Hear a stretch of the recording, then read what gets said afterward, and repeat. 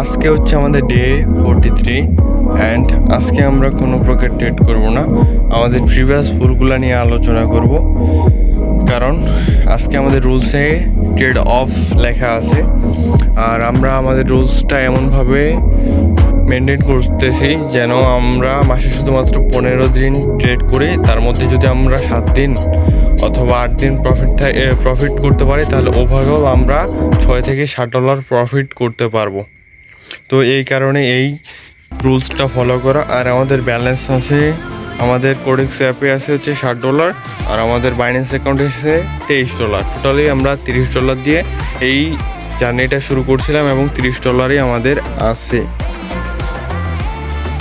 আর আজকে হচ্ছে কোনো প্রকার ট্রেড করবো না। প্রিভিয়াস ডেগুলোতে আমি ভুল এটাই করছিলাম, যে মনে করো এন্ট্রি পাওয়া সত্ত্বেও এন্ট্রি নিয়ে নাই, ভয়ে কাজ করতেছিল নিজের মধ্যে যে যদি ঠিক না হয়। অর্থাৎ আরেকটা জিনিস কাজ করতেছিল যে প্রফিট করার নেশায়। আর আমি এই পর্যন্ত যতগুলা দিন প্রফিট করছি ততগুলা দিনে আমি প্রফিটের আশা করেই নিই মার্কেট থেকে। অমনি মার্কেটে গেছি, ট্রেড করছি, পরবর্তীতে প্রফিট হয়ে গেছে। বাট যেই দিনে আমি দেখছি যে প্রফিটের আশায় আমি মার্কেটে ঢুকতেছি, সেই দিনই আমাদের লস যাচ্ছে।